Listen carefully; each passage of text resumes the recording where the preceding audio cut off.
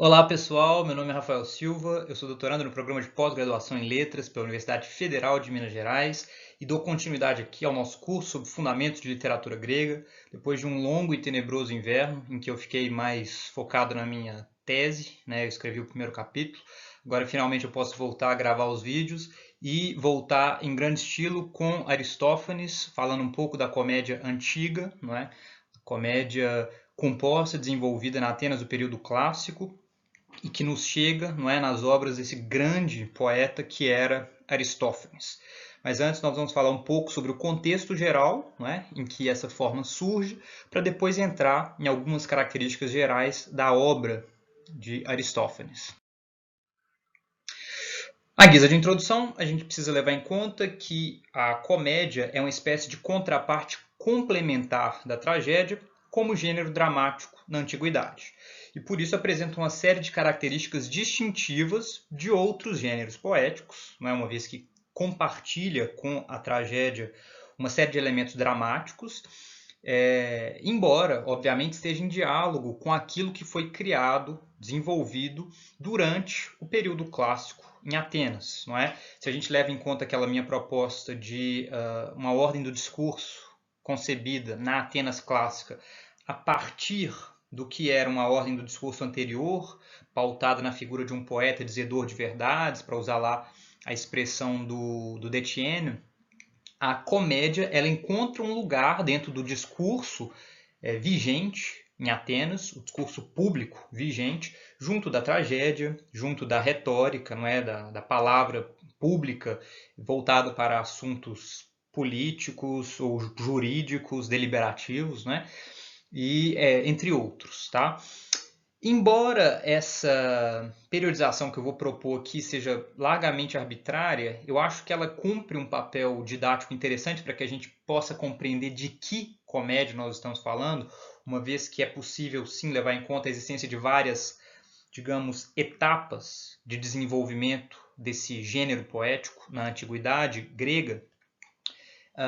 Ela foi proposta por gramáticos alexandrinos, provavelmente por Aristófanes de Bizâncio, que tem um trabalho de coleta, de edição dos textos da comédia, de comentário, sendo essa uma divisão que busca reunir uma série de características comuns da prática do gênero poético cômico a partir mais ou menos de seu período de produção.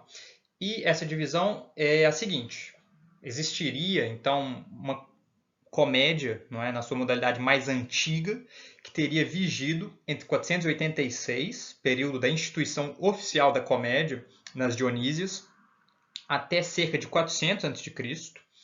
E essa vai ser basicamente a comédia de que nós vamos falar aqui hoje. Pouco a pouco, em contato com uma série de transformações sociais, tais como as que a gente viu quando falamos sobre Eurípides, essa comédia se transforma na comédia chamada média, do período médio, que vige ali entre cerca de 400 a 323 a.C., ou seja, até mais ou menos a morte de Alexandre, e o que a gente, enfim, postula como o início do período helenístico, e a comédia nova, que teria existido mais provavelmente, então, desde o início disso que nós chamamos de período helenístico, até cerca de 260 a.C. Nós vamos ver que as características da comédia antiga são bem distintas daquela que nós conhecemos como comédia nova, a partir da obra de Menandro e a partir de testemunhos sobre as obras de outros comediógrafos desse período posterior. A comédia média, nós temos poucas informações sobre ela. O que nos chega são, sobretudo, fragmentos difíceis de serem, digamos, compreendidos no seu todo, mas nós temos duas peças de Aristófanes que já destoam um pouco do que foi o grosso da sua obra anterior e que se identificam um pouco com isso que nós vamos entender como comédia média. Tá? Então, só para vocês saberem quais são as obras em que a gente se pauta para essa periodização. Como exemplares da comédia antiga, basicamente a obra de Aristófanes, até próximo do final da sua vida. Comédia média, já as duas ou três últimas das suas comédias, sobretudo Plutão, ou enfim, a riqueza já é uma obra bastante distinta de Acarnenses, por exemplo, não é? De Paz, Cavaleiros.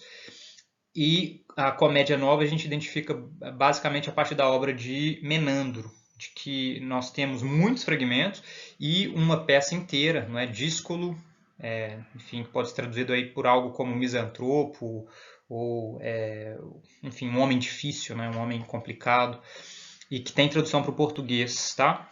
Vocês encontram disponível lá no nosso Drive. Bem, sobre esse início da comédia. Eu tratei um pouco sobre isso na minha dissertação. Vocês lembram lá que eu gravei um vídeo inteiro só sobre as origens da tragédia. E quando eu comecei essa pesquisa, há alguns anos, eu fui me dando conta de que falar de origem da tragédia descolado de origem da comédia não fazia sentido, porque a matriz a partir da qual esses dois gêneros, que se tornam gêneros distintos posteriormente, se desenvolvem, é uma mesma matriz, tá? Então, oficialmente, não é, as comédias, os concursos cômicos entram no Festival das Dionísias, tal como nós dissemos lá nesse vídeo. Para quem quiser, eu vou colocar o link aqui em cima. É um vídeo especialmente sobre a origem do drama na Grécia Antiga. Lá eu falo, então, sobre os festivais, eu falo, enfim, eu entro um pouco mais no que é o contexto histórico dessa origem. Aqui eu vou ser bem mais sucinto. Mas a gente tem um registro de que a comédia teria começado a ser encenada em disputas a partir do ano de 486. Tá? É um registro epigráfico, né? Então a gente tem uma pedra que anota, que registra esse fato para nós. Segundo Aristóteles, e aqui a gente recorre à poética, não é? Ao capítulo 4 da poética, o início da comédia teria sido extremamente obscuro. Não é? Esse filósofo comenta o seguinte aqui para nós. Tendo surgido, então, a partir de um início improvisado, tanto a tragédia quanto a comédia. A primeira, então a tragédia, provém daqueles que conduzem o ditirambo. A outra, dos que conduzem os cantos fálicos, que são ainda hoje muito estimados em nossas polis. Os cantos fálicos são cantos normalmente orgiásticos, em que se porta falos de diferentes tamanhos, não é? Mas, enfim, basicamente membros sexuais masculinos. A gente tem algumas imagens que eu mostrei nessa aula anterior de falos imensos, né? Verdadeiros postes que eram transportados. A gente tem outras imagens em que falos menores são portados pelos fiéis, né? Enfim, pelas pessoas que estão ali fazendo o culto a diversas divindades, digamos, fálicas, dentre as quais o próprio Dioniso. Tá? Mas a gente pode pensar em outras. Priapo, o falo era usado, enfim, em outras festividades, nas tesmoforiantes, por exemplo, tá? Nas tesmofórias, o festival das tesmofórias, a gente tem a imagem em cerâmica do uso de falo, do uso ritual de falos.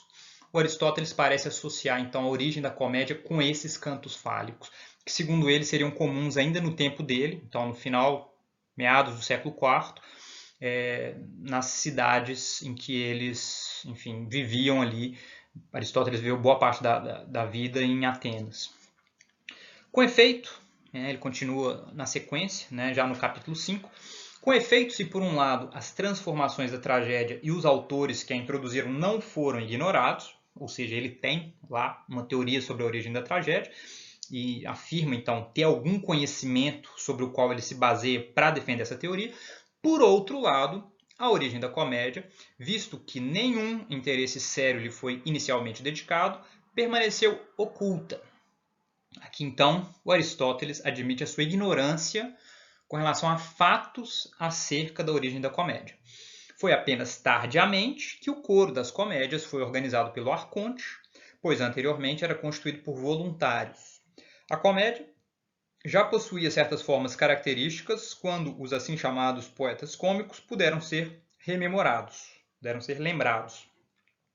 De fato, não se sabe quem introduziu máscaras, prólogos, número de atores e outros elementos da mesma natureza. Ou seja, ele não propõe uma história do desenvolvimento da comédia nos mesmos termos que ele propõe para a tragédia. E isso é bem interessante para nós porque, enfim, é possível especular um pouco sobre essa origem a partir de outras fontes que nós encontramos hoje e que talvez nem estivessem disponíveis para o próprio Aristóteles. Antes, um pequeno detalhe, não é? Que é o relativo a esse problema das fontes. Tá? Eu mencionei que a gente pode ter fontes não disponíveis de Aristóteles, mas, digamos, concretamente falando, a mais antiga comédia que nos chega inteira é a peça Acarnenses, de Aristófanes, que é de 425 a.C. Então vejam, se a primeira performance é oficialmente instituída é de 486, cerca de 60 anos, pelo menos 60 anos, nos separam desde essa possivelmente primeira performance daquela que nos chega, não é, por escrito, como a mais antiga das comédias disponíveis para nós. Então isso é um espaço muito amplo de tempo, muita coisa aconteceu certamente nesse meio tempo, de que nós temos pouca notícia, a gente se apoia, tá? Em alguns fragmentos de comediógrafos que atuaram nesse período. Tem alguns que são interessantes, Crátino, por exemplo, outros, mas a gente vê algumas distinções, tá? Algumas características diferentes daquelas que nós vamos encontrar em Aristófanes. A comédia aparentemente era mais física, era ainda mais grotesca do que a que nós encontramos em Aristófanes. Em todo caso, o que a gente sabe é que performances corais, empregando elementos cômicos, figuras animalescas e uma ação lúdica, ocorriam desde pelo menos meados do século VI a.C., então por volta de 550, né, um pouco antes, um pouco depois, na região da Ática, ou seja, na região onde fica Atenas, e em outras regiões do mundo helênico. Tá? E aqui uma série de questões que nós temos que ter em mente quando falamos então sobre essas origens da comédia para além do registro textual. Em primeiro lugar, a dimensão ritualística do que pode haver de ridicularização pública, como na linguagem dos mistérios de Eleusis. Tá? O que é isso? A gente viu lá, quando falamos rapidamente sobre os iambos, que eles tinham provavelmente, enfim, a julgar pelos testemunhos históricos antigos, emprego em ritos propiciatórios das mais diversas, digamos, divindades. Nos mistérios de Eleusis a gente sabe, tá? Que eram voltados a Deméter, ao sofrimento, não é, de Deméter, à perda de Perséfone, que Iambe, não é, teria então conseguido arrancar um riso da deusa e que o jambo, não é, essa forma, né, de poesia, a poesia jâmbica, conhecida pela invectiva pessoal, pela ridicularização pública, pelo uso, né, de vocabulário chulo, ela cumpria uma função ritual dentro daquele festival. Então, a gente pode talvez pensar que a comédia tem alguma relação com esse tipo de produção do ridículo público, tá? Porque, como nós vamos ver, essa é uma dimensão preponderante na comédia. Depois a gente pode se perguntar sobre a possível relação com ritos de passagem. Tá? Isso que foi muito estudado pela antropologia do início do século XX, né? E desde então, o papel que determinados cultos, determinados ritos cumpriam socialmente no âmbito de certas comunidades em momentos liminares, tá? Em momentos de passagem, seja da infância para a puberdade, da puberdade para a vida adulta, da vida adulta para a velhice e da velhice para a morte. Sendo que, enfim, eu não falei do nascimento, mas também, obviamente, o momento de parto, concepção, nascimento, e isso para além da esfera humana, envolvendo ainda as estações, envolvendo, não é, a passagem do tempo. Mas, falando de ritos de passagem especificamente, foi sugerido, não é, a presença dessas performances cômicas no momento de passagem, né, de jovens para a vida adulta, por exemplo. Nós vamos ver isso, ou como isso pode se dar a partir das imagens. Algumas pessoas aventaram hipóteses a partir do uso de máscaras e fantasias como reminiscência talvez de ritos totêmicos, não é? Ritos tribais relacionados então a um animal, à caça ou ao interdito à caça de um determinado animal, ainda também dentro dessa linha antropológica, não é, de indagação. Todas essas são teorias, não é, que foram defendidas desde o início do século XX, que são muito ricas, muitas são pautadas na antropologia comparada, tá? Se valem, então, de dados de comunidades que existem ainda hoje, que foram estudadas por antropólogos, e comparativamente são propostas, então, interpretações de determinados fatos já relativamente conhecidos, mas mal conhecidos da cultura da Grécia Antiga. Finalmente, há ainda quem indague, não é, sobre as possíveis origens siracusanas da comédia, com a atuação de um comediógrafo chamado Epicarmo no início do século V a.C. Então, enfim, não recua tanto, não é de 550, mas é de, enfim, por volta de 490, 500 a.C. E que parece ter sido importante, inclusive, para Platão. Tá? Ele, enfim, aparentemente uma tradição da comédia siracusana, ela exerceu influência não apenas sobre a constituição da própria comédia ateniense, mas também digamos, de outros pensadores atenienses do período. Tá? Enfim, tudo isso para ter em mente alguns veios possíveis de investigação. Eles foram, de forma geral, bem tratados por um estudioso chamado Sir Arthur Pickard Cambridge, que tem 2 livros importantes sobre o assunto. Eu tenho os 2 digitalizados na nossa pasta do Drive. Quem tiver interesse pode baixar lá, porque ele faz um trabalho muito rico de crítica, não é, desse assunto, tentando separar o joio do trigo, e ele então reúne os testemunhos antigos e dá o próprio parecer sobre essas questões tão controversas, fazendo realmente um trabalho de limpeza do campo a fim de evitar o que parecia para ele excessos de uso da antropologia, excessos de uso da psicologia e de outros campos novos da perspectiva dele, e que tinham então algum prestígio naquela época, mas que ele tentava, enfim, voltar para a filologia, voltar para a atenção aos textos. Em todo caso, esse material coligido lá pelo Pickard Cambridge precisa ser cotejado à luz do testemunho visual, que só nos é permitido atualmente, não é, de forma mais ampla, a partir do Beazley Archive of Pottery Database, né, o BAPD, aí vocês veem, é um endereço, quem tiver interesse depois entra lá, e lá nós temos um catálogo com inúmeras imagens reunidas por esse estudioso que era o Beazley, é um Sir Beazley também, não é britânico, e nós vamos ver algumas dessas imagens aqui agora. Sempre que aparecer, não é, essa sigla BAPD, é o número de registro dentro do Beazley Archive, que vocês podem consultar ali a partir daquele website que eu disponibilizei. E aí vejam, né? Vamos começar uma série de imagens bastante curiosas aqui para nós. Essa primeira, jovens com máscaras de cavalo, estão carregando jovens cavaleiros numa ocasião de performance mimética ao som de uma auleta. Então veja, o auleta, não é, esse instrumentista que toca o aulós no canto esquerdo aqui da imagem.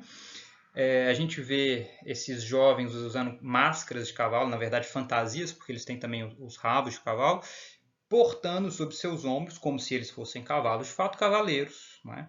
Então é muito interessante isso, porque nós temos uma comédia de Aristófanes chamada Cavaleiros, não é? em que o coro é composto por esses cavaleiros, e embora essa performance seja de meados do século VI, a comédia de Aristófanes é de fins do século V. Então, a gente encontra certos ecos, certos paralelos, e todas aquelas hipóteses que eu aventei ali anteriormente parecem dialogar com esse tipo de imagem. Porque vejam, aqui se trata de uma performance, não há a menor dúvida, porque esse instrumentista em cena ele está executando uma música para o que é, obviamente, um coro fantasiado. Vejam, aqui homens sobre pernas de pau, então provavelmente mimetizando de alguma forma figuras gigantescas, né? Usam os chamados quitoniscoi, né? Tônicas curtas, e gorros sítios, não é? Desse povo dos citas, numa performance provavelmente coral. Tá? Essa ânfora é também de meados do século VI e está aí, mais uma vez, nessa atmosfera de performances corais miméticas, cujo sentido é de difícil, digamos, interpretação, porque não é certo que, enfim, essas performances sejam necessariamente precursoras das comédias tal como elas nos chegam, elas fazem parte dessa matriz que eu já mencionei anteriormente, né, na nossa aula sobre a origem da tragédia, que lidam com cultos religiosos comunitários, que lidam com performances musicais, performances corais, sempre não é ligado a diferentes festivais dentro de um calendário cívico, e por aí vai. Aqui não é um coro de cavaleiros, vejam, não é? São essas figuras segurando as lanças, mas montados em golfinhos, não é? Que são também liderados por uma auleta, aqui no canto direito da imagem, não é? Então, um instrumentista tocando um aulós, e esse coro de cavaleiros de golfinhos, não é? É colocado em paralelo, do outro lado da imagem, por um coro de avestruzes. Então vejam como esse uso dos animais em coros o que dá, digamos, material para que quem se pergunta sobre as origens da comédia pense nas suas possíveis relações com cultos totêmicos ou cultos de ritos de passagem, não é, da vida infantil para a vida adulta, porque muitos desses ritos eles exigem uma espécie de saída da vida social, uma espécie de ir à margem, colocar-se à margem, uma identificação com o que é o estatuto dos animais, não é? Então se deixa, por assim dizer, de ser humano, e a partir desse processo de saída você adquire um novo status para ser aí sim reinserido na sua sociedade. Vejam, isso parece tudo muito grotesco, muito bizarro, né? Mas muitos dos nossos ritos sociais até hoje, embora a gente não os conceba nesses termos, são muito parecidos com esse tipo de ideia. Tá? Eu sei que já não é mais habitual, mas a ideia de fazer uma festa de debutante, quando uma garota faz 15 anos. É essa ideia, né? De alguém que está então saindo de um determinado status social e sendo introduzida na sociedade a partir de um outro status diferenciado. E a gente pode pensar em várias comparações dessa mesma ordem, como passar no vestibular e ter a cabeça raspada, entrar numa república e ter todo um processo de admissão. Quando eu digo república, por exemplo, as repúblicas de Ouro Preto, não é? E ter todo um processo de admissão extremamente complicado, às vezes até violento.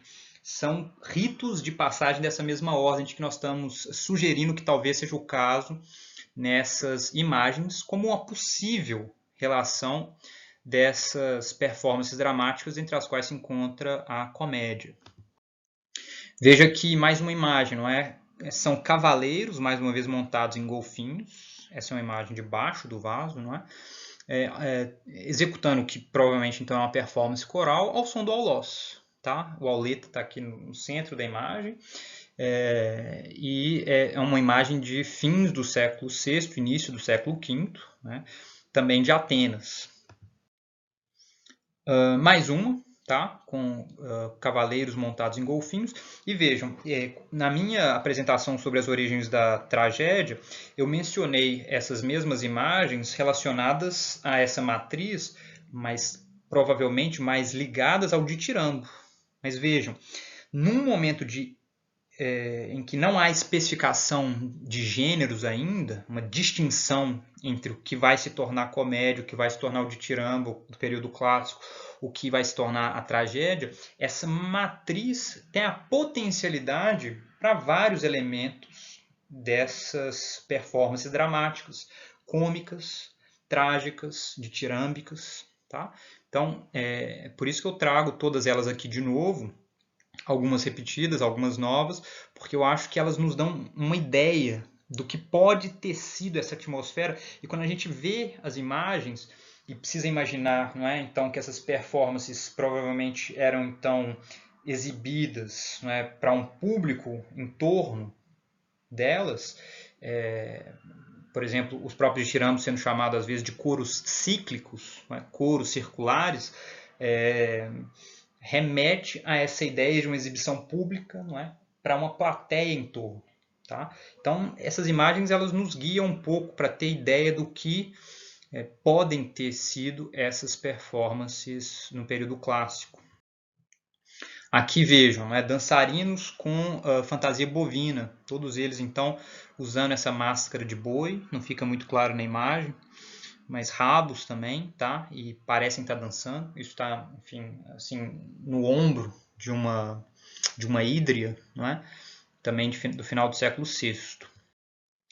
Uma ainda bem interessante, porque nos remete também ao tipo de performance cômica que nós veremos com Aristófanes, são coreutas, né? Então membros do coro fantasiados de aves. Aqui numa oinocoé, não é? Nessa jarra de servir o vinho, do início do século V, tá? E aí vejam, a gente tem ali muito claramente, não é, a marcação de que se trata de uma fantasia, porque é um ser humano, obviamente, né, com pés, mãos, rosto humano, mas fantasiado de ave, porque essa fantasia ela parece ter penas, não é, pintadas ao longo de todo o corpo, tem uma crista, não é? Então é muito interessante porque aqui a gente tem obviamente uma representação de uma fantasia, logo uma representação de uma performance. Aqui algo próximo também, não é? Coreutas fantasiados de galo, acompanhados por uma auleta. O auleta é a figura inicial ali, não é? Então tocando o aulós. E atrás os galos, não é? Com a crista, com essa espécie de papo, né? Eu não sei qual é o nome certo para isso que eles têm debaixo do bico, mas, enfim, aí provavelmente também numa performance protocômica ou relacionada ao que vão ser as performances cômicas já do início do século V. Bem, à luz dessas imagens, que eu gostaria que fossem então uma espécie de inspiração, eu não estou dizendo que elas são uma ilustração, uma foto, nada disso, tá? Elas são mais, digamos, uma espécie de inspiração para que a gente consiga visualizar um pouco o que devem ter sido essas performances, porque elas estão na matriz, na base do que viria a constituir a comédia nas décadas seguintes. A gente pode entrar aqui na comédia de Aristófanes propriamente dita, que é o grande nome da comédia antiga, pelo menos com base naquilo que nos chega, tanto em termos de peças supérstites, de peças inteiras, quanto de testemunhos. Tá? Aristófanes já era reconhecido pelos antigos como o grande comediógrafo de seu período. Às vezes ele é colocado ali em paralelo com Eupolles, com Crátino, enfim, mas sempre com um destaque muito grande. Apesar de abordar temas muito variados, as suas comédias tendem a ter uma estrutura básica, tá? Que consiste no seguinte: uma situação inicial complicada para o herói cômico, seguida de uma ideia revolucionária para reverter tal complicação, embora encontre resistência e venha a ser implementada até as suas mais imprevisíveis consequências no desenrolar da trama. Basicamente isso, em termos estruturais. Em termos de personagem, nós vamos falar logo mais, não é? Tem uma gama muito variada, mas em termos de uma estrutura, é sempre algo que, no sentido etimológico, é paradoxal. Aquilo que contraria uma espécie de doxa, uma espécie de lógica. A gente se volta para aquilo e fala, que coisa absurda. Né? Tem um quê de absurdo na premissa dessas comédias de Aristófanes. E esse é um trabalho de reflexão, de suscitar, digamos, o público a se colocar em questão ao trazer para a cena enredos que são absurdos, mas que têm tantos elementos comuns do cotidiano ateniense daquele período. Tá? Então vejam, o tipo de tema que é basicamente comum, corriqueiro, colocado ali em cena, embora nesses termos absurdos, incluindo, por exemplo, temas políticos de grande urgência para um ateniense do período. Tá? A Guerra do Peloponeso, presente nos Acarnenses, em Lisístrata, nas Aves e na Paz. A política demagógica de alguns líderes populistas, como Cleon, que é um dos temas principais em Cavaleiros e nas Vespas. São tragédias bem antigas, não é, de Aristófanes, das mais antigas. A própria educação, não é, sobretudo na sua modalidade sofística, que é criticada, que é, digamos, escrutinizada, não é? É bem analisada nas Nuvens, não é? Essa comédia que é famosíssima e que tematiza ninguém menos que o próprio Sócrates, aparece ali como um dos personagens importantes na trama das nuvens, a situação das mulheres em Lisístrata, nas Tesmoforiantes e na Assembleia de Mulheres, a decadência da tragédia e da arte em geral, não é? Que é o tema principal das Rãs, mas está presente também nas Tesmoforiantes, não é? Essa peça que representa ali as mulheres celebrando o Festival das Tesmofores e que coloca em cena Eurípides, não é? Tanto nas Rãs quanto nas Tesmoforiantes. Nas Rãs, além de Eurípides, nós temos ainda Ésquilo como personagem. Então veja, Aristófanes está falando para as pessoas do tempo dele. Ele está colocando em cena pessoas contemporâneas, com as quais ele dialoga, que ele muitas vezes critica, que então ele convoca para um debate público, tá? Nesses termos, digamos, absurdos instaurados ali pela comédia, mas que trata de temas fundamentais com uma seriedade profunda num determinado sentido, tá? Muito aquela ideia, né, de que ninguém é mais sério do que uma criança que brinca, né? Essa ideia que, salvo engano, está no Nietzsche, mas que é resgatada de Heráclito. E é um pouco isso, né? A comédia é um gênero extremamente sério, uma comédia antiga, no seu debate de questões públicas, embora ela lide com isso por meio do absurdo, por meio do riso cômico. E um tema importante ainda, mais de peças do final da vida de Aristófanes, incluem a má distribuição da riqueza, por exemplo, como a gente vê na Assembleia de Mulheres e na peça chamada Riqueza, justamente. Então vejam, Aristófanes nasceu por volta do ano de 446 a.C., então ele é posterior aos 3 tragediógrafos principais sobre os quais nós já falamos. Nasceu no demo ateniense de Cidateneu, era filho de Filipo e viveu até 386 a.C., tendo se tornado o maior representante de toda a comédia, daria para dizer, não é? Especialmente da comédia antiga, mas é uma referência importante para a antiguidade como um todo, como um nome da comédia. Tá? Isso é sem sombra de dúvida. A gente tem poucas informações biográficas sobre Aristófanes, não é? Como a maior parte dos escritores atenienses, não é, dos pensadores atenienses do período, certamente ele era de uma família aristocrática. Sobre isso a gente dificilmente pode ter dúvida. A julgar, não é, pela representação, por exemplo, que Platão faz dele no Banquete. Vejam aí mais um detalhe, não é?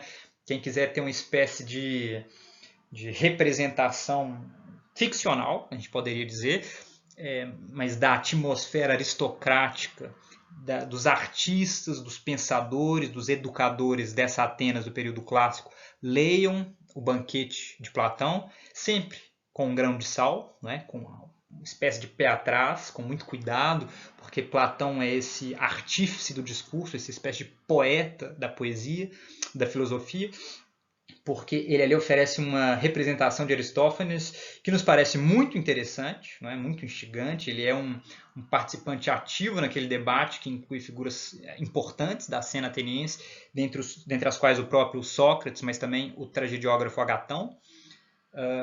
E ele participa de igual para igual, não é? Ele debate o tema ali em questão, que é o amor. Ele traz a sua contribuição, não é? Por meio de um mito, de uma história que ele narra.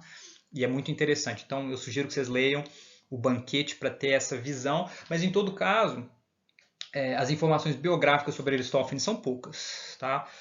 A gente pode dizer muito pouco sobre ele. As suas peças supérstites são as seguintes. Os Acarnenses, de 425 a.C., eu disse, a mais antiga das peças que nos chega inteira. Os Cavaleiros, de 424. E um detalhe, eu coloco aqui tanto o termo grego quanto o termo latino, por meio dos quais essas peças são conhecidas, porque muitas vezes é por meio da abreviação do termo latino que a gente se refere a essas peças. Tá? Então, Acarnenses é o termo latino ali, ACH, não é? Para os Acarnenses do Aristófanes. Equites, AQU, é a abreviação ali para então os cavaleiros e assim por diante. Tá? As nuvens, a primeira versão, digamos, é de 423 a.C., mas uma versão revista de modo incompleto sobrevive e que é datada ali de cerca de 419 a 416 a.C. As Vespas de 422, Paz, de 421, as Aves, de 414, Lisístrata, de 411, as Tesmoforiantes, de mais ou menos, não é, na sua versão original, cerca de 411 a.C., as Rãs, aí já na véspera, não é, da derrota ateniense na Guerra do Peloponeso, de 405 d.C., já mortos, não é, tanto Eurípides quanto Sófocles, a Assembleia de Mulheres, de 392, já um pouco posterior, né, já dentro do que é o século IV, da nossa perspectiva, e Riqueza, na sua segunda versão, de 388 a.C., já bem próximo da morte de Aristófanes, que aconteceria 2 anos depois. Tá? Aí vocês têm um panorama das comédias de Aristófanes que nos chegam. Ele certamente escreveu muitas outras que se perderam, mas da sua produção supérstite é isso que nós temos. Bem, que tipo de personagens aparecem nas comédias de Aristófanes? Uma grande variedade, incluindo diferentes caracterizações e estratos sociais, que vão desde deuses, passando por políticos, sofistas, tragediógrafos, até cidadãos comuns, envolvendo fazendeiros, né, camponeses, pessoas rústicas, pessoas do povo, salsicheiros, né, então pessoas ali do cotidiano da vida em Atenas, como Diceópolis, não é? Que é o personagem principal de Acarnenses e extremamente carismático ao seu modo. Muitas vezes é um nome usado assim, em métodos de ensino do grego porque ele é uma figura, digamos, do ateniense típico, tá? Um lavrador, enfim, consciente dos seus valores tradicionais, defensor da boa família e, enfim, uma série de outros valores sobre os quais a gente talvez possa falar logo mais. A gente tem, não é, nas performances da comédia antiga e da comédia como um todo, o emprego de máscaras e fantasias grotescas envolvendo acolchoamento, como naquelas imagens que nós vimos quando falamos dos ditirambos arcaicos, quando nós falamos de certas performances jâmbicas, tá? Incluindo o falo, não é, um falo provavelmente de couro, que podia ser usado, enfim, pendente, não é, caído, mas às vezes usado também ereto, sempre, não é, com funções cômicas. E esse acolchoamento, muitas vezes, ele era em partes do corpo com a função de também, digamos, exaltar algo ridículo. Tá? Então era um ventre muito protuberante, eram às vezes as nádegas bem protuberantes, e nós vamos ver isso logo mais numa imagem, onde fica claro que o uso das fantasias ela era voltada para um propósito de comicidade. Ainda acerca dos personagens, a gente pode falar que Aristófanes e outros comediógrafos se valeram muito bem de marcações de diferentes registros linguísticos, como nas variedades dialetais dóricas, por exemplo, na Lisístrata. Mas os comediógrafos eles têm uma atenção, uma espécie de ouvido linguístico, e obviamente isso cumpre funções cômicas também, em que eles registram variedades dialetais com determinados propósitos no interior da trama. Tá? Obviamente, para nós, pensando, recebendo isso hoje, fica sempre a questão da dificuldade de se verter esse tipo de traço na tradução.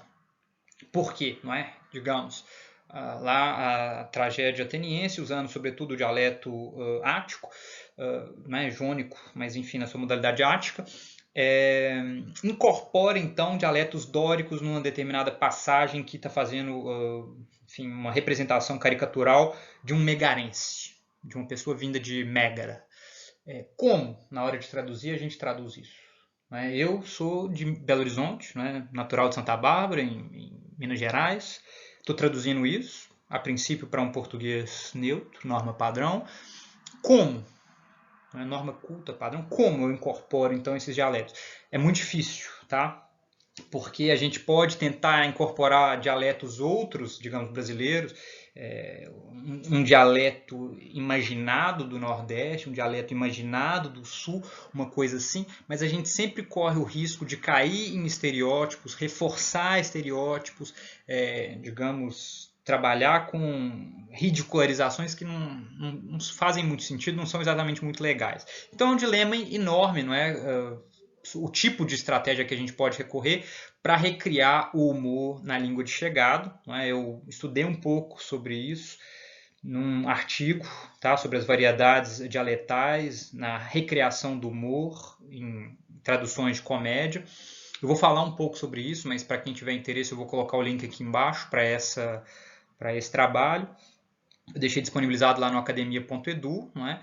Mas, em todo caso, é uma matéria extremamente delicada. Eu reconheço que tem um potencial grande, não é, o uso de dialetos, desde que muito bem articulada, para reproduzir distinções já presentes na própria comédia, tentando evitar a todo custo reproduzir, reforçar estereótipos contra, por exemplo, minorias no nosso próprio tempo. Tá? Porque, enfim, nós vamos ter ocasião de falar sobre isso.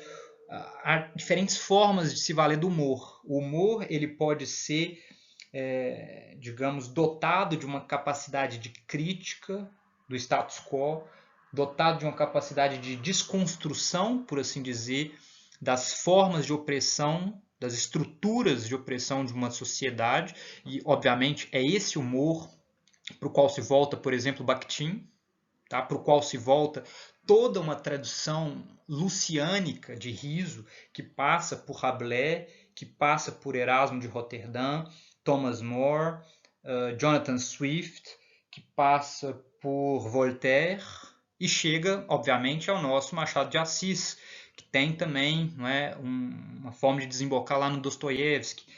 Mas, em todo caso, essa é uma forma de usar o humor. Há outras formas. O humor pode ser, sim, usado para reforçar estereótipos, para reforçar as estruturas de opressão sobre as minorias. Tá? Não pensem que o humor é, em si e por si, uma forma de se voltar contra. Tá?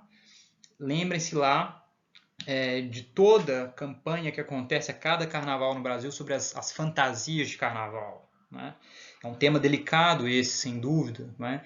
Que, enfim, passa aí junto do politicamente correto, mas a meu ver é um tema importante, que é, no nazismo, por exemplo, a fantasia de judeu, o uso da fantasia de judeu no carnaval era comum e era, enfim, politicamente empregada como reforço de estereótipos que, de uma forma ou de outra, caíram, né, desembocaram no que foi o Holocausto. Tá? Então, esse é um tema extremamente sério, delicado, mas extremamente sério, que é sobre as formas de uso do humor. Né?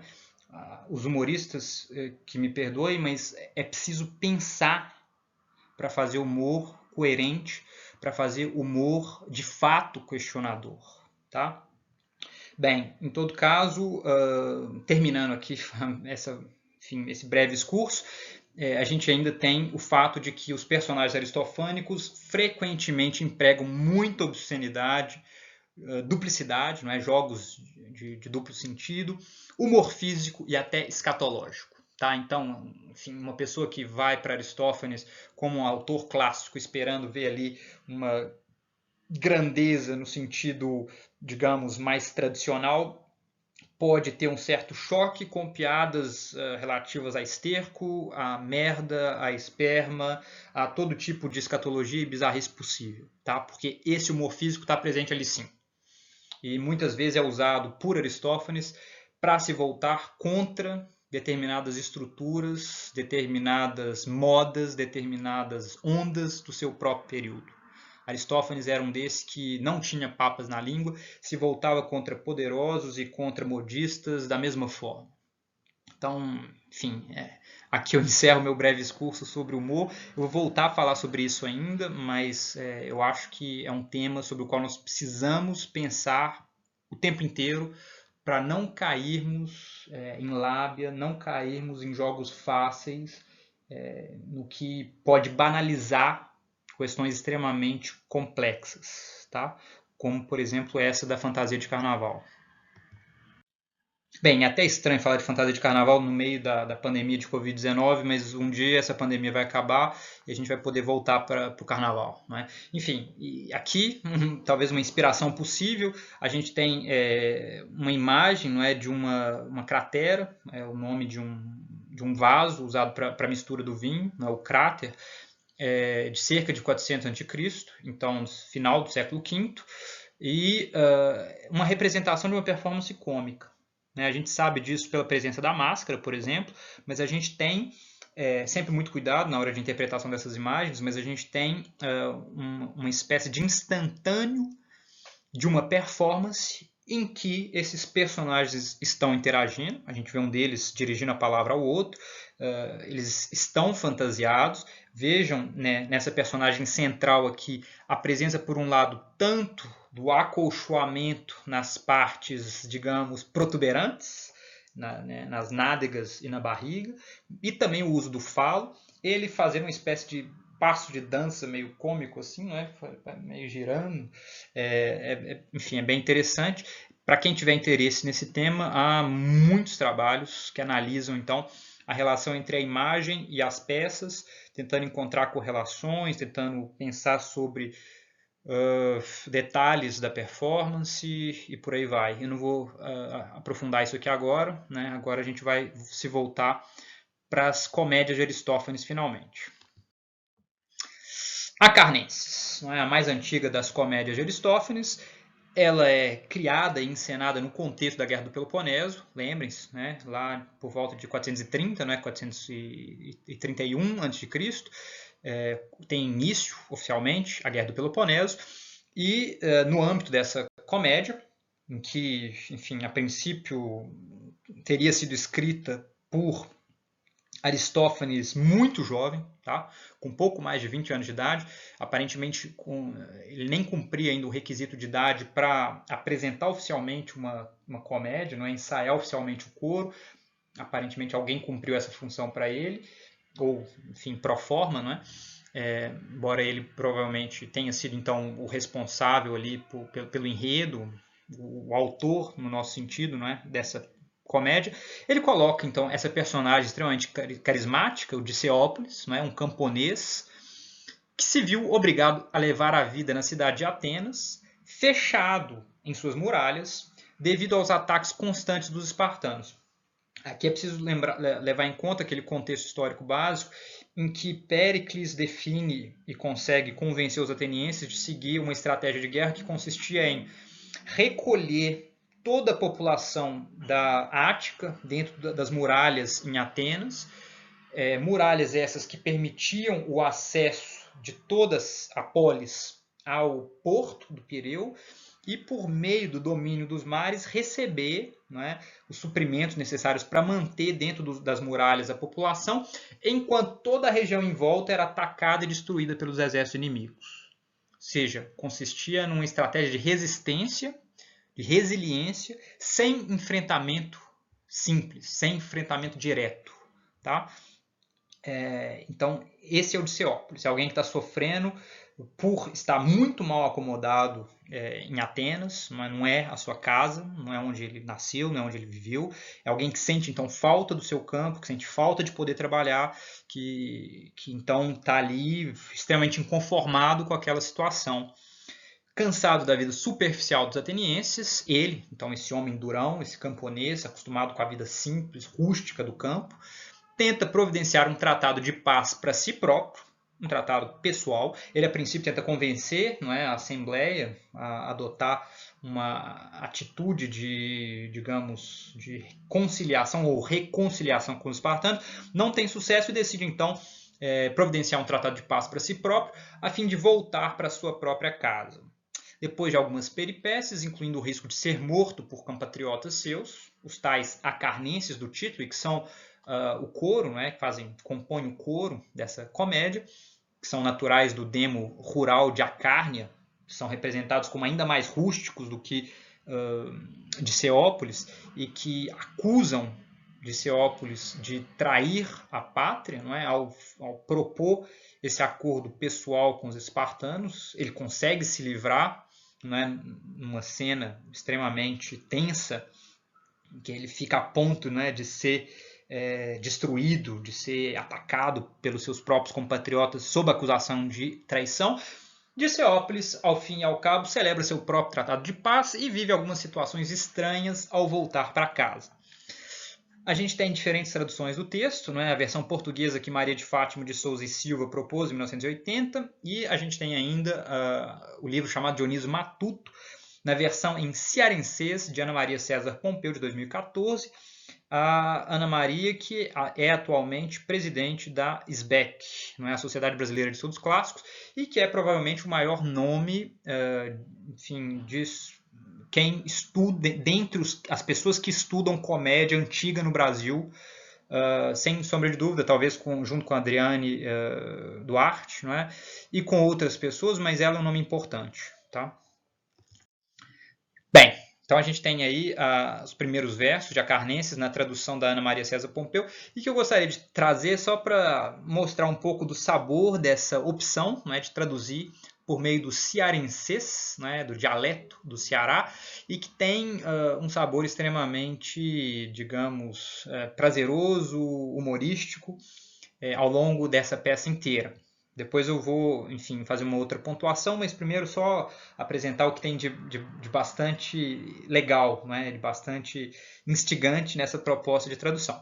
Ela começa traduzindo, inclusive, Diceópolis por Justinópolis, né? Dike em grego é justiça, então ela traduz bem, aí Justinópolis, o nome do personagem, eu acho isso genial. Ele começa dizendo: tanta dor tem dispensado meu coração, alegria é pouca, bem pouquinha, conto nos dedos, mas sofrimento é grão-centas ruma de areia. Deixa eu ver qual foi uma alegria de deleite. Já sei, foi no dia que eu fiquei vendo e lavei a alma, com aqueles 5 talentos que o Cleão botou pra fora. Vixe, como eu briei. E eu sou doido pelos cavaleiros, por causa desse feito do tamanho da Grécia. Então vejam, enfim, aí minha performance colocada à prova, mas a introdução com esse personagem bem interessante, chegando ali na Assembleia dos Atenienses e rememorando o que teve de alegria com essa sua mudança para Atenas, deixando sua própria casa. Obviamente a conclusão que ele vai chegar na sequência é que isso foi uma desgraça danada, não é? Da sua própria perspectiva. E aqui uma outra cena que eu trago nessa tradução para mostrar o tipo de contraponto em termos de estratégia de tradução empregada pela Ana Maria César Pompeu para colocar esse Justinópolis falando cearenseis, né? A gente tem então um personagem batalhão que representa aí uma espécie de visão da coletividade ateniense que vem acudir o coro, tá? No momento em que eles estão lá debatendo se a decisão de Justinópolis tratar uma trégua pessoal pode passar sem punição ou não. Então o batalhão diz: de onde vem o grito de guerra que ouvi? Aonde devo levar socorro? Aonde devo lançar o tumulto? Quem despertou a górgona do armário? E o Justinópolis responde: ó batalhão, herói dos penachos das tropas. E o coro diz: ó batalhão, acredita que este homem faz tempo que insulta a nossa cidade todinha? O batalhão diz: tal coisa, tu mendigo te atreves a dizer? E Justinópolis: ó batalhão, ó herói, me perdoe, se sendo esmoleu, disse eu alguma besteira? O batalhão responde: e o que foi que disseste de nós? Não vais falar? Justinópolis: nem sei mais o que foi. Tu é arrepiadinho de medo das armas. Mas, por favor, afasta de mim essa marmota. Batalhão: pronto. Justinópolis: vira ela de costa para mim. Batalhão: está virada. Justinópolis: vai, me dá a pena do teu elmo. Batalhão: toma a pluma.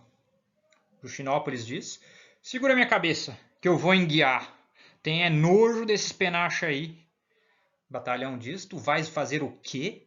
Com a pluma vais vomitar? Pois é uma pluma. Então vejam como há, obviamente, eu tentei reforçar um pouco isso, mas só de ler a gente se dá conta dessa característica. Há um contraste muito grande entre o falar do batalhão, não é, e o falar de Justinópolis, sendo que o próprio coro titubeia um pouco ali, ele fica mais próximo do cearenseis, mas enfim, ele não é tão forte quanto o cearense do Justinópolis, por assim dizer. Em todo caso, há um contraste muito grande com o falar do batalhão, e isso trabalha, não é? Numa chave muito produtiva para a criação do riso na recepção dessa comédia hoje. Eu confesso que quando eu li pela primeira vez eu achei engraçadíssimo, achei muito bom. Recomendo inclusive a leitura desse livro Dionísio Matuto, da Ana Maria César Pompeu. Mas tem um detalhe que precisa ser levado em conta por quem está, enfim, querendo estudar a Grécia Antiga com outros propósitos que não é essa fruição direta, não é, do texto, que é essa diferença de dialeto entre o falar de Justinópolis e o falar do batalhão, ela não está no texto grego. Tá? No texto grego, nós temos a mesma, digamos, o mesmo dialeto, as mesmas formas, o mesmo registro linguístico para ambas as personagens. Então, aqui a tradução cria uma diferença onde no original não há. Então, a meu ver, essa é uma estratégia que pode ser empregada, digamos, com algum sucesso, com algum interesse, mas eu não reproduziria esse tipo de estratégia porque criar uma diferença onde lá não é proposta, a meu ver, falsifica um pouco o tipo de humor criado na peça específica. Nós vamos ver por que eu estou dizendo isso. Porque nessa mesma peça há um momento de uso dialetal distintivo para uma personagem, que é a personagem que vem de Mégara, o megarense, e que aí sim eu acho que nós podemos usar com proveito uma diferença, um dialeto diferente para reproduzir uma diferença já empregada por Aristófanes com propósitos cômicos, sem sombra de dúvida. Vejam aqui, na tradução da Maria de Fátima de Souza e Silva, que adota uma estratégia bem curiosa. Tá? Ela traduziu em 1980 para o português de Portugal, mas então, enfim, não é exatamente igual ao português do Brasil, mas quando chega a parte do megarense, ela faz umas marcações interessantes. Eu nem sei se eu vou conseguir exatamente reproduzir, mas ela coloca talvez alguém que vem ali, eu não sei dizer, mas da região norte de Portugal, não é? Uma região onde a influência do espanhol já é grande, algo assim, tá? Porque vejam como esse megarense fala. Biba, mercado de Atanas, amigos megarenses, que choidades eu tinha de ti. Por Zeus, senhor da mijade, choidades, que nem de uma mãe. Vamos, pobres filhinhas de um pai desgraçado, chumam para aqui, para ver que arranjam um naco de pão, se enxergam algum, oixam lá, deem-me cá atenção, barriguinhas vazias, o que é que vocês proferem? Cheirem benditas ou arrebentarem de fome? Então vejam, né? É uma cena que da perspectiva ateniense talvez tenha sido cômica, para nós é bem triste, na verdade, é bem lamentável, porque Atenas tinha imposto uma espécie de embargo econômico, algo que anacronicamente a gente poderia comparar com o embargo sofrido por Cuba, e a situação de penúria e miséria em Mégara era imensa. Tá? Mégara, que era também não é uma polis muito voltada para o comércio marítimo, ela para as relações marítimas, né? Ela passa por essa situação de miséria muito grande.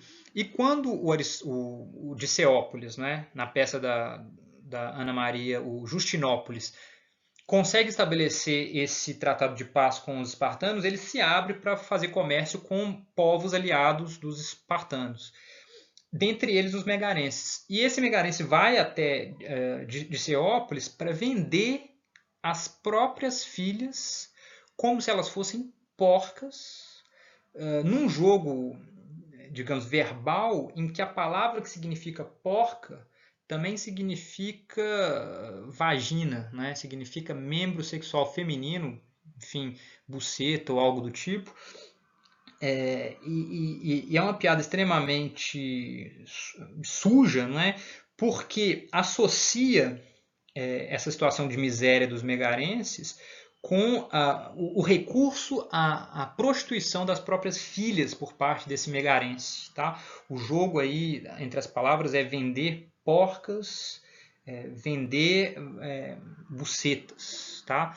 Então, talvez para os atenienses da época, né, envolvidos num conflito contra os megarenses, contra os espartanos, isso fosse, enfim, certamente uma sociedade muito mais falocêntrica, não é, do que a nossa, ou pelo menos muito mais admitidamente falocêntrica do que a nossa, isso poderia ser objeto de um riso tranquilo. Para nós é sobretudo assustador, não é? Mas em todo caso eu acho que trazer essa passagem é interessante em vários níveis. Primeiro porque mostra aí a estratégia da Maria de Fátima para traduzir um dialeto, a meu ver, bem sucedidamente. Tá? Ela consegue reproduzir então uma distinção dialetal.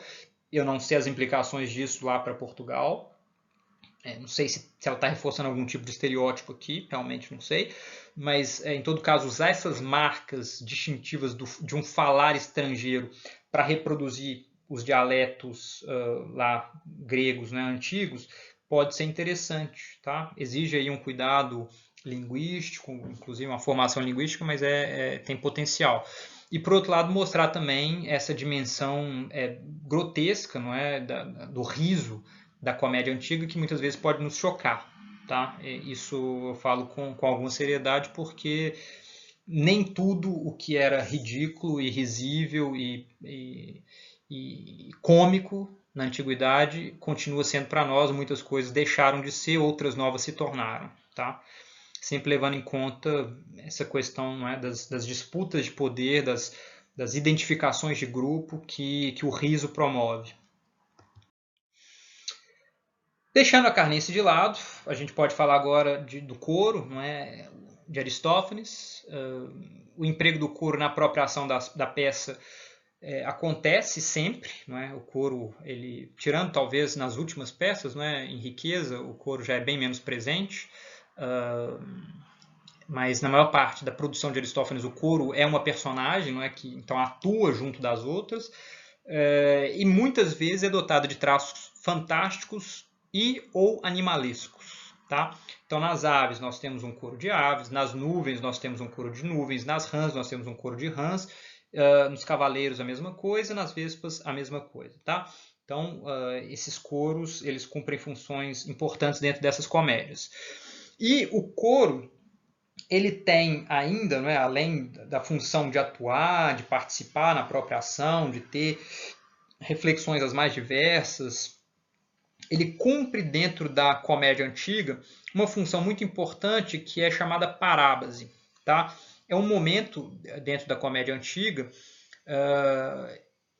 e que é fundamental, digamos, para a gente, enfim, tentar entender um pouco do que esse gênero tem a nos ensinar, de que ele, de alguma forma, influenciou, inspirou ao longo dos séculos, porque é um momento em que o coro se volta para o público, normalmente no meio da peça, tá? Assim, dividindo a comédia em duas, que não precisam ser duas metades simétricas, mas normalmente é no meio, entre as ações, em que lato sensu se divide a comédia, ou seja, o enredo de uma só comédia, e nesse momento o coro se volta para o público presente, a peça, né, presente ali a performance, e quebrando a ilusão mimética, faz uma série de considerações de valor metapoético, político, social, muitas vezes de teor extremamente crítico, extremamente ácido, tá? Com uma capacidade de consciência reflexiva incrível, é realmente assustador, não é? Alguns autores estudiosos modernos chegaram a sugerir que a parábase seria o cerne ritualístico da comédia, né? Esse momento em que o coro se volta para o público e se dirige ao público, falando do poeta responsável por compor aqueles versos, falando de eventos contemporâneos da tragédia, apontando pessoas, falando de pessoas, tá? Porque esse é um elemento que eventualmente desaparece depois, tá? Com a evolução da comédia para a comédia média e nova, o coro perde cada vez mais importância e a parábase desaparece. Então alguns estudiosos sugeririam que esse teria sido um cerne, né, do ritual por trás da comédia enfim, difícil saber, mas é uma hipótese. E os traços autorreflexivos desse elemento da comédia inspiraram considerações radicais na modernidade estética, nas obras, por exemplo, de um Friedrich Schlegel, sendo visíveis no seguinte trecho dos Cavaleiros. E aqui eu vou dar esse exemplo a partir dessa peça. Só gostaria de destacar, então, que Friedrich Schlegel, né, essa figura importante dos Frühromantiker, do primeiro romantismo alemão, ele tem todo um estudo sobre a antiguidade, né? A antiguidade, sobretudo grega, é muito importante para ele. Ali a partir de 1793, né, 1795, inclusive com estudos sobre a comédia, que tem tradução para o português, não é? Na versão do professor Constantino Luz Medeiros, que traduz então esse texto sobre a comédia antiga escrito pelo Schlegel, que é muito interessante porque ele vai se valer desse elemento de quebra da mímesis na comédia antiga, no momento da parábase, para fazer uma série de reflexões sobre o potencial da arte em despertar a consciência crítica, despertar a capacidade de reflexão sobre si no momento em que a arte revela, não é, a sua dimensão de arte, a sua dimensão mimética, quebrando a própria mímese. Tá? Então, eu achei legal trazer isso porque mostra o potencial de recriação, né, de fertilização que muitas das características, às vezes, mais estranhas desse material antigo ainda podem ter para nós. Aqui entrando, então, em Cavaleiros. Em Cavaleiros, né, nós temos a presença desse personagem principal, que é um salsicheiro, né, então alguém que vende ali salsichas, que é o Agorácrito, um nome bem significativo, né? Ágora, a praça pública, né? O lugar de reunião pública, crito, aí o crites, né? O juiz, o responsável por julgar. Então é uma espécie de julgamento público, juiz público.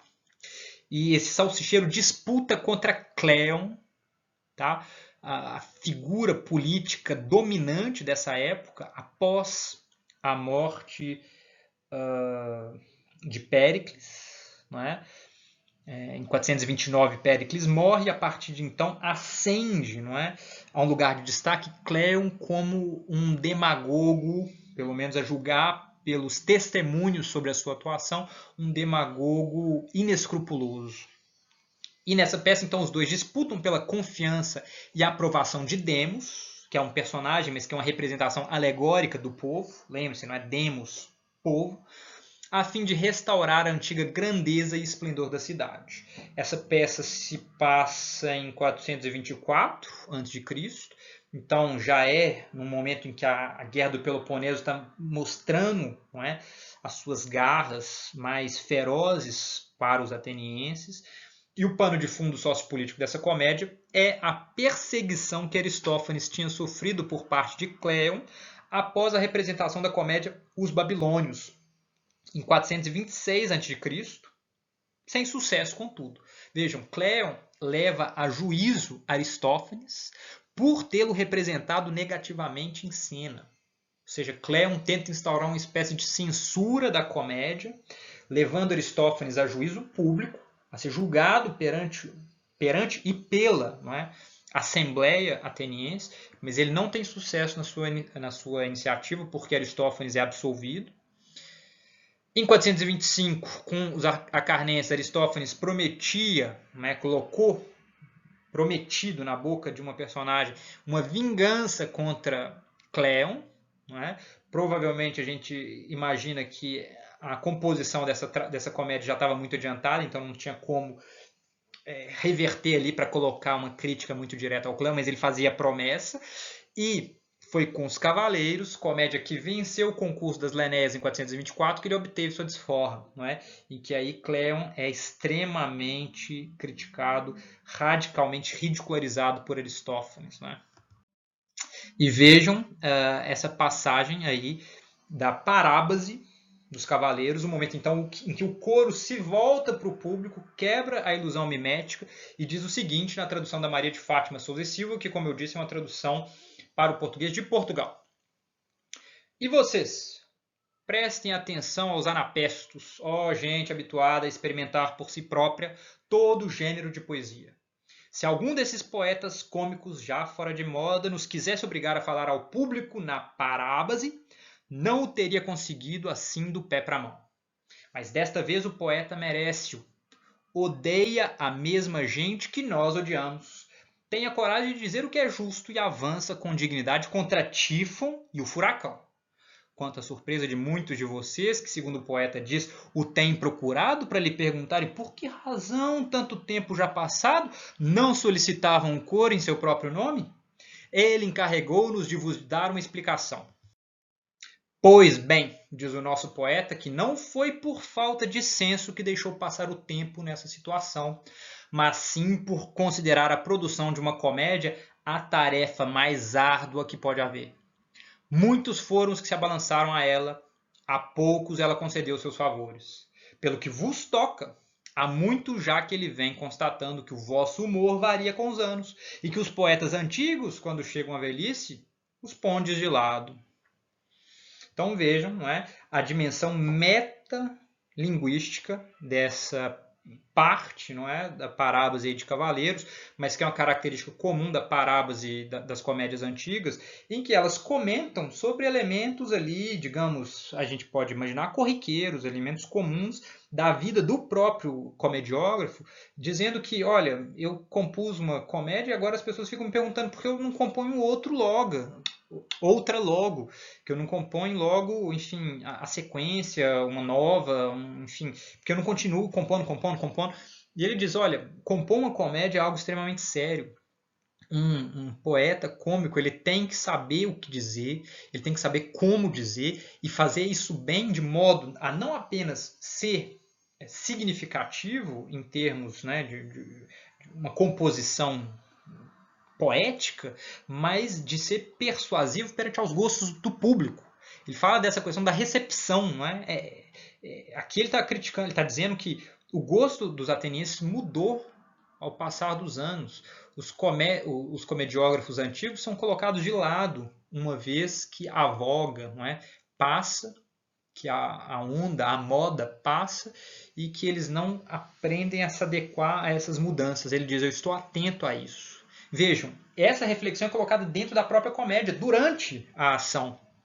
Não é? Então, é da ordem de uma quebra tão radical quanto a que nós vamos ter com as produções dramáticas do Bertolt Brecht, por exemplo, do Beckett. Não é? Eu nunca li nada sobre isso, mas, a meu ver, uma das grandes inspirações do teatro do absurdo do Beckett é o Aristófanes. Tá? Eu tenho segurança disso, sem jamais ter estudado, de fato, assim, o que os comentadores de Beckett dizem, mas tendo lido as peças do Beckett e as de Aristófanes, eu vejo assim, um diálogo muito grande por parte do irlandês junto a Aristófanes e a sua produção.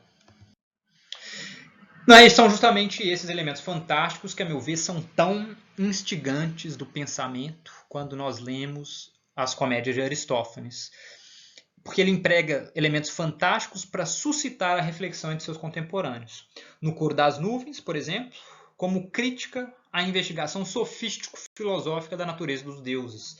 Ali, o coro é composto pelas próprias nuvens e toda aquela ambientação meio onírica, não é, do pensatório, não é, daquele lugar em que Sócrates ministra seus cursos, que é o Frontisterion, né, que é o lugar da frônesis, o lugar dos frenes, ali, do pensamento, da reflexão crítica. Nós temos um fantástico, porque aquele lugar não existe em lugar nenhum. Né? Aquele ambiente, aquele Sócrates, não é o Sócrates histórico, mas tudo aquilo coloca em questão, leva a uma reflexão sobre questões extremamente importantes para os atenienses da época. Nas aves, por exemplo, nós temos uma espécie de utopia alternativa à realidade ateniense. Os atenienses, cansados daquela realidade de guerra, destruição provocada pela guerra do Peloponeso, pelas invasões espartanas do terreno das terras áticas, eles resolvem seguir pássaros que estão voando por ali e segui-los até a terra do Cuco, não é? Uma terra fantástica onde esses pássaros vivem em paz uns com os outros, em seus cantos, em sua tranquilidade de vida, constituindo ali uma espécie de utopia. Tá? Então, é um absurdo que coloca em questão o quê? A própria realidade ateniense, por meio do contraste. As mulheres atenienses, por exemplo, que se associam para conseguir promover transformações sociais em Lisístrata e Assembleia de Mulheres, elas constituem um elemento fantástico na medida em que, para um ateniense típico, né, do período clássico, seria inimaginável uma greve do sexo por parte de mulheres para tentar conseguir o que quer que seja. Enfim, seria inimaginável mesmo uma associação de mulheres gregas de qualquer ordem, porque a maior parte delas, né, a gente viu, circunscrita ao oikos, né? Muitas vezes não viajavam para além das vizinhanças ali, que dirá entrar em contato com outras poleis, né? Articular um plano político. Mas esses absurdos, esses elementos fantásticos, eles são colocados em jogo para questionar a realidade ateniense, tá? Porque é do choque entre esse absurdo com a realidade que se promove a reflexão crítica, o pensamento por parte ali de Aristófanes. Então, a gente pode dizer que as reflexões aristofânicas certamente ecoavam discussões contemporâneas e tinham efeitos práticos na realidade social. Pelo menos se acreditamos no que Sócrates afirma na Apologia de Platão, sobre a relação entre sua condenação por impiedade, não é? Lembrem-se lá a Apologia de Platão, ou se quiserem a Apologia de Sócrates, escrita por Platão. Nesse discurso, Sócrates afirma que o que os atenienses estavam condenando era a representação cômica proposta por Aristófanes e não as próprias atividades dele, Sócrates, enquanto homem. Mas vejam, se isso tem algum fundamento histórico, sendo muito provável que tenha, as afirmações, as proclamações públicas do que Aristófanes colocava ali em cena tinham efeitos práticos sobre a realidade ateniense, sim. Não é? Vejam que fim levou Sócrates, que fim teve Cleon. Não é? Muitos dos inimigos de Aristófanes, Eurípides, não é? A ridicularização de Eurípides, terminam muito mal as suas vidas, tá? Isso é um dado interessante. Então a gente pode pensar que mais até do que simplesmente ser uma espécie de caixa de ressonância desses discursos vigentes ali na época, Aristófanes é por si também uma espécie de replicação, não é? Ele consegue em seus discursos exercer uma influência nos eventos do seu próprio tempo de uma forma que para nós chega a ser, enfim, quase inacreditável, não é? Mas que podemos compreender à luz de fenômenos do uso da comédia com fins políticos até os dias de hoje. Tá? Por isso que eu vou trazer aqui agora uma reflexão talvez filosófica em torno disso, porque, a meu ver, é uma questão importante. Que é isso, não é? A dimensão sociopolítica do riso, e para pensar nessa questão eu trago aqui uma reflexão do Henri Bergson, não é? Que é um filósofo francês da virada do século XIX para o século XX, relacionado aí ao vitalismo, não é? A correntes filosóficas próprias do período, mas ele tem um ensaio curto, muito interessante, chamado O Riso, em que ele vai propor essa reflexão, que é um pouco mecanicista, assim, é um pouco, talvez, a gente poderia dizer ingênuo, mas, a meu ver, tem uma qualidade muito distintiva, que é a sua clareza. E a sua clareza de algo que não é, muitas vezes, imediatamente, digamos, consensual. Tá? Ele mostra algo que para algumas pessoas certamente não é óbvio e que pode ser muito inspirador para que a gente pense a comédia numa chave diferente da que ela tende, muitas vezes, a ser pensada no discurso público comum. E o Bergson vai dizer o seguinte: o riso é uma espécie de gesto social. Pelo temor que inspira, ele reprime as excentricidades, mantém constantemente alerta e em contato recíproco certas atividades de ordem acessória que correriam o risco de se isolar e adormecer. Flexibiliza, enfim, tudo o que pode permanecer de rigidez mecânica na superfície do corpo social. Veja, ele está falando aqui a linguagem das ciências sociais. Está conversando com Durkheim, por exemplo. O riso não advém, então, da estética pura, posto que persegue inconscientemente e mesmo imoralmente, em muitos casos particulares, um objetivo útil de aperfeiçoamento geral. Entretanto, ele tem algo de estético, posto que o cômico nasce no momento preciso em que a sociedade e a pessoa, liberadas da preocupação com a própria conservação, começam a se tratar mutuamente como obras de arte. Em resumo, se traçarmos um círculo em torno das ações e disposições que comprometem a vida individual ou social e que se castigam a si mesmas devido às suas consequências naturais, permanece fora dessa área de emoção e de luta, em uma zona neutra onde o homem se dá simplesmente em espetáculo ao homem, certa rigidez do corpo, do espírito e do caráter, que a sociedade gostaria ainda de eliminar para obter de seus membros a maior elasticidade e a mais alta sociabilidade possíveis. Essa rigidez é o cômico e o riso é seu castigo. Vejam, a proposta do Bergson, que tem essa dimensão então sociológica importante, é tentar compreender o riso como um mecanismo de coesão social.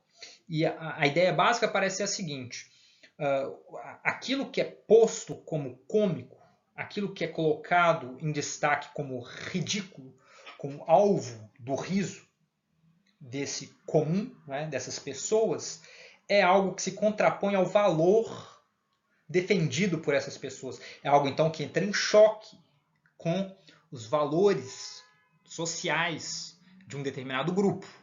Não é? Então, vejam, o riso é a forma de chamar atenção para esses valores excêntricos, marginais, outros, a fim de, ridicularizando-os, incorporá-los de novo de uma forma transformada, de uma forma demarcada, não é? Tentando talvez aniquilá-los, diminuí-los, mas em todo caso demarcá-los. Tá? É por isso que o riso por si só ele não é questionador do status quo. Ele não é por si só uma ferramenta de transformação das estruturas de opressão, da realidade social, qualquer que ela seja. Mas pode ser. O riso ele pode ser quando ele se alia aos valores de grupos colocados à margem, de grupos minoritários, de grupos que são eles alvo da opressão, alvo das estruturas opressivas. E aí, nesse momento, o riso que, defendendo esses valores, não é, das minorias, se volta contra as estruturas de opressão, aí sim nós temos um riso que desestrutura essas formas de opressão, um riso que questiona o status quo, um riso que atua em prol da transformação social. Tá? Então, no Aristófanes, a gente tem essa dimensão questionadora, mas a gente tem também um riso que é do conservadorismo. Tá? Um riso que defende os valores tradicionais. O Aristófanes não é nem um radical, sei lá, uma espécie de Bakhtin dialogicizante à Von la Lettre, mas também não é nenhum, enfim, Danilo Gentili, não é nenhum humorista babaca que tenta, então, ali, enfim, reforçar uma série de estereótipos, trabalhar com piadas prontas, meio ridículas, meio estúpidas, sobre acerca de minorias ou, enfim, pessoas que já são, né, nas atuais circunstâncias, marginalizadas, tá? Já são oprimidas.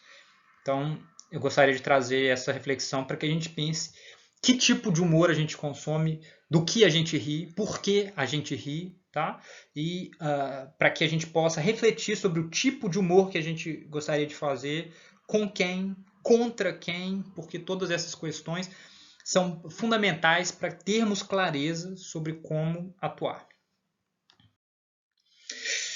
Já caminhando aqui para o encerramento, né, pouco a pouco da nossa exposição, a gente tem Lisístrata, não é, uma comédia engraçadíssima, que expõe a situação das mulheres em Atenas. Não é? E isso é bem interessante de se levar em conta quando a gente pensa lá na produção de Eurípides da mesma época, em que, nós já havíamos mencionado, há uma série de reivindicações que nós poderíamos imaginar comuns, vigentes, ali em voga nesse período, e que muito provavelmente relacionadas a uma diminuição do contingente masculino em Atenas devido ao longo período de guerra e a necessidade de uma tomada de ação por parte das mulheres atenienses para simplesmente manter o oikos, manter o lar funcionando. Tá? As mulheres passam a ter que desempenhar funções que na ausência de seus maridos, seja porque morreram, seja porque estão em guerra, seja porque, enfim, estão ocupados com outras tarefas, passam a ter que desempenhar. Tá?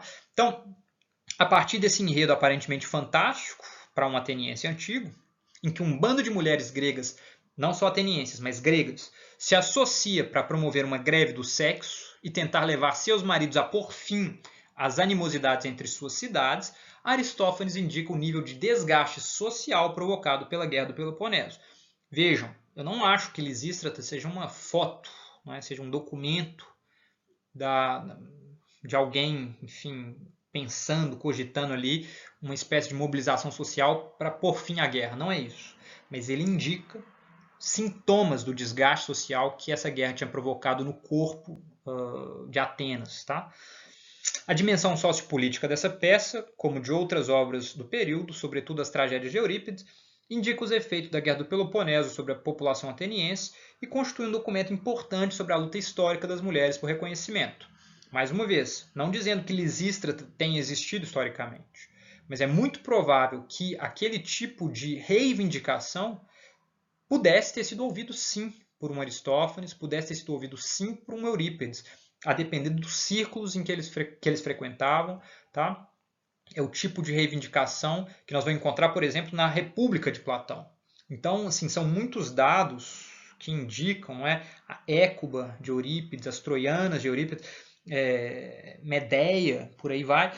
A gente nota uma espécie de zeitgeist, de uma certa inconformidade, uma inconformação com essa situação, muito provavelmente devido a esse desgaste social provocado pela guerra. Como a gente viu também no final meados da Primeira Guerra Mundial.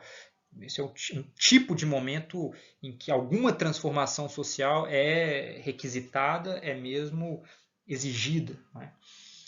Aristófanes, contudo, não deve ser lido, a meu ver, como uma espécie de proto-feminista ou proto-pacifista, mas sim à luz do seu próprio tempo. Ele está transmitindo ali uma mensagem, promovendo uma reflexão, colocando em debate uma série de questões, de pontos importantes para a sua sociedade, mas ele não está defendendo nem o fim da guerra como um fim último, nem defendendo uma liberação das mulheres como algo bom para a sociedade ateniense. Ele está, de alguma forma, reverberando assuntos importantes daquele período. Vejam aí, na tradução da Ana Maria César Pompeu, agora uma tradução mais, digamos, canônica, mais tradicional, de Lisístrata, que ela publicou pela Edra, do início dessa comédia. Lisístrata dizendo aí para Calonice: mas se as tivessem chamado a uma festa de Baco, a um templo de Pan, a um em Colíade, ou ao de Genitália, nem seria possível passar por causa dos tamborins. Agora não se encontra aqui nenhuma mulher, exceto essa minha vizinha que sai. Olá, Calonice. Olá, Lisístrata. Por que estás agitada? Não te mostres mal-humorada, filha, pois não te convém arquear as sobrancelhas. Mas, Calonice, queima-me o coração, e por nós, mulheres, estou muito triste, porque os homens nos consideram maliciosas. E somos mesmo, por Zeus. Mas quando se diz para elas se reunirem aqui, para sobre algo de muita importância deliberarem, dormem e não chegam. Mas, querida amiga, elas chegarão. É sem dúvida difícil a saída das mulheres, pois uma de nós ao marido inclina-se, outra desperta o escravo, o filhinho uma faz dormir, essa o banha, alimenta-o aquela. Então vejam, é o começo aí da greve do sexo, promovida por Lisístrata e suas aliadas. Lisístrata mostra-se preocupada, porque elas, enfim, combinaram uma reunião logo de madrugada, no início da manhã, e só as duas tinham chegado ainda. E vejam, a gente tem, por um lado, obviamente, o vislumbre do que é uma espécie de doxa, de lugar comum, sobre as mulheres, aí na frase que Lisístrata diz, mas Calonice confirma, de certa forma, né? Os homens nos consideram maliciosas, e Calonice diz, e somos mesmo, por Zeus. Então, um lugar comum, não é? Obviamente misógino, sobre as mulheres. Lembrem-se, não é? Essa peça é escrita por um homem, por Aristófanes, então isso aqui não é de forma nenhuma um documento, enfim, da realidade feminina ou algo do tipo, mas mostra uma preocupação com o tema, porque vejam o que a Calonice diz na sequência e que é de uma consciência, no mínimo, interessante, não é? Por parte de um homem que está ali promovendo uma performance executada por homens, isso é bom lembrar sempre, não é? Tanto as tragédias quanto as comédias atenienses eram performadas por membros do coro e atores homens, sempre, exclusivamente, como no teatro shakespeariano, né, elizabetano.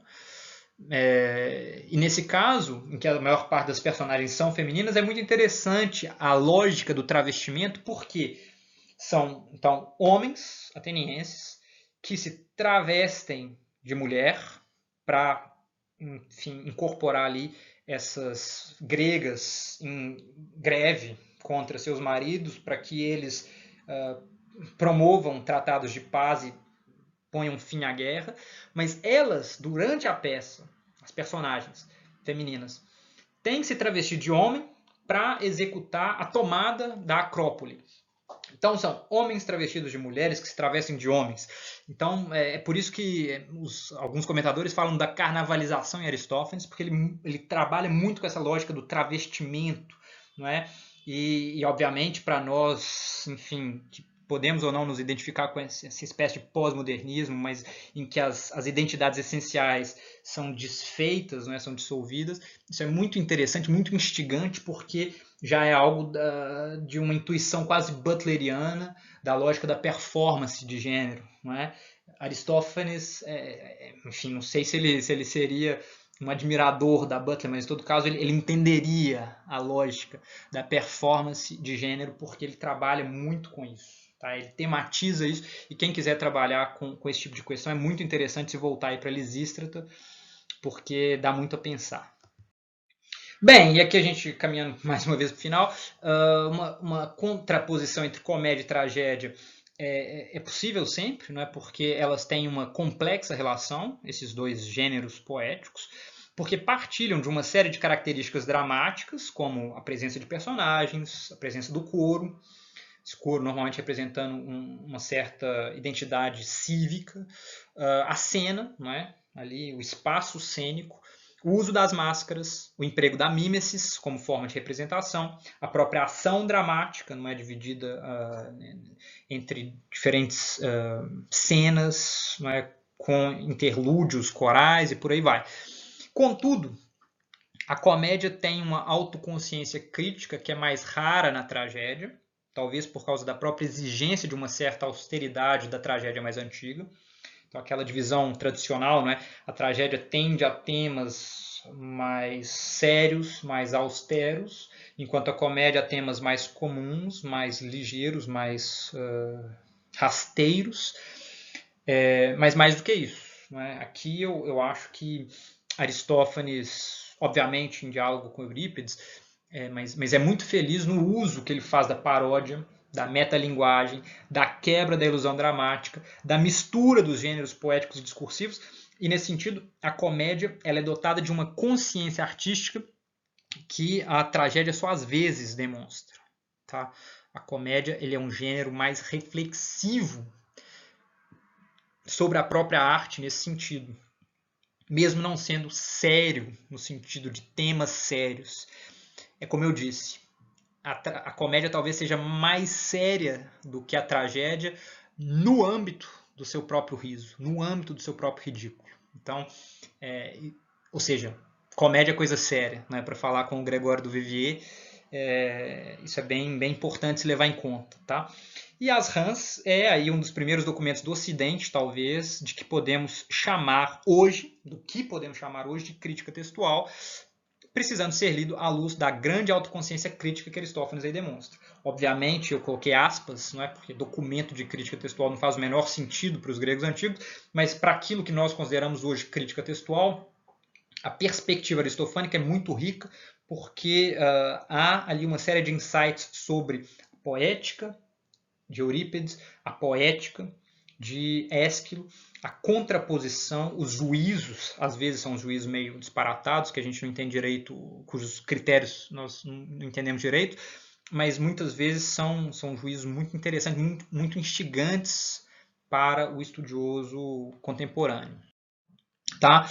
E dessa peça, não é, das rãs, eu gostaria, e também das nuvens, de destacar um momento chave que se chama Agon, que é o momento da disputa. É um momento que também se encontra mais ou menos no meio da comédia, em que a gente tem realmente uma disputa de argumentos entre dois personagens, normalmente cada um dispondo do mesmo número de versos, e faz parte da estrutura básica da comédia antiga, que tem exemplos memoráveis, tá, ao longo da produção de Aristófanes, sobretudo esses dois que eu vou mencionar, nas rãs e nas nuvens. Nas nuvens, quando o discurso melhor ou o discurso correto enfrenta o discurso pior ou o discurso errado para defender diferentes concepções de educação, não é? Uma educação tradicional contra uma educação moderna mais sofística. E a mise-en-scène dessa peça, não é basicamente a de um pai que está tentando, enfim, conseguir que seu filho desenvolva uma forma de educação comum na época para evitar pagar dívidas, para evitar seus fiadores, né? E aí esse filho é muito rebelde, é um produto do próprio tempo, ele se recusa a aderir a essa educação, ele se recusa a frequentar as aulas, o próprio pai vai, tá? O próprio pai frequenta lá as aulas de Sócrates, já está velho demais para aprender as grandes lições que aquele Sócrates tinha para ensinar, mas em todo caso, quando ele consegue convencer o filho a frequentar o curso, o filho volta um sofista de marca maior, um malandro, que termina inclusive batendo no próprio pai. Tá? Eu não vou contar mais, eu sugiro que a peça seja lida. Ela é muito interessante e mesmo sombria para os dias de hoje, porque essa nova educação ela é vista com muita suspeita pelas, digamos, camadas mais tradicionais da sociedade ateniense, e o frontistério, o lugar onde Sócrates leciona, não é? Aí o pensatório, não é? O lugar do pensamento, ele termina sendo incendiado no final da peça, aí com uma perspectiva talvez sombria para o que é o pensamento em momentos de obscurantismo político-social. Né? E aí, nesse momento do Agon, né, na tradução organizada pelo José Carlos Baracate Júnior, a gente tem aí o debate entre o discurso melhor e o pior. O melhor diz o seguinte: achega-te aqui, mostra-te aos espectadores, mesmo que sejas corajoso. Vai para onde quiseres, pois eu vou arrasar muito mais falando diante dessas pessoas todas. O discurso melhor responde: tu me destruirás? Quem és tu? E o discurso pior: um discurso. É verdade, o pior. E o discurso pior responde: mas eu venço você, que diz ser superior a mim. E o discurso melhor responde: fazendo que tipo de esperteza? E o discurso pior: descobrindo ideias novas. Então veja aí como o jogo não é moral entre ser o pior, não é representar o mal, representar o errado, a mentira, é associado, não é, insidiosamente por Aristófanes ao discurso novo, ao discurso dessa nova educação, uma espécie de mise-en-scène de um enfrentamento que é tradicional na história da educação entre novas perspectivas, novas abordagens, novas propostas e o que é a educação mais tradicional. Isso acontece de tempos em tempos, a gente verifica aqui nas nuvens, mas a gente pode pensar em outras comédias e mesmo em outras obras em que isso se verifica. A própria República, né, a obra de Platão inteira, trabalha com isso, que é Réelle des Anciens et des Modernes, por exemplo, tá? na França do período clássico, e por aí vai. Tá? De tempos em tempos a gente tem esse embate entre formas de educação. E, obviamente, vocês devem ter notado isso. O papel didático do poeta cômico ele é enfatizado o tempo inteiro ao longo da obra de Aristófanes, isso tendo destaque maior ainda nas rãs, não é? Em cujo Agon a gente tem Ésquilo e Eurípides se enfrentando em sua disputa pelo primeiro lugar dentre os tragediógrafos gregos. Tá? O enredo das rãs é incrível. Eu não vou falar sobre eles, eu sugiro que todo mundo leia. É uma peça sensacional. Os grandes tragediógrafos gregos estavam mortos. Dioniso resolve descer ao mundo dos mortos para resgatar algum deles, Eurípides a princípio, para restaurar a grandeza da tragédia. Chegando lá, Eurípides e Ésquilo disputam para ver quem seria o mais importante dos tragediógrafos. Sófocles, que já estava morto também, que acabara de morrer, abre mão. Ele diz: eu reconheço a grandeza de Ésquilo, mas não sou inferior a Eurípides. Se Ésquilo perder para Eurípides, aí eu vou querer competir, mas a princípio eu abro mão por Ésquilo. E aí a gente tem um enfrentamento entre Ésquilo como representante da tragédia antiga, da tragédia tradicional, defensora dos valores tradicionais, e Eurípides como representante da tragédia nova, representante desses novos valores sofísticos. E é muito interessante isso porque a visão de comédia, de tragédia, de poesia do Nietzsche, ela é muito baseada, não é, numa visão aristofânica da poesia. E quem quiser compreender o Nietzsche, eu recomendo vivamente que leia as Rãs, tá? Aí fica muito clara a ideia do papel didático desempenhado pelo poeta e sua poesia no âmbito da polis como um todo aí no período clássico. Nessa passagem que eu trago aqui, bem curtinha, há implicações sobre o modelo educacional de cada tipo de poesia. A tradicional contra a moderna, ou seja, contra a sofística. O mesmo tipo de contraposição que a gente viu ali rapidamente nas nuvens também.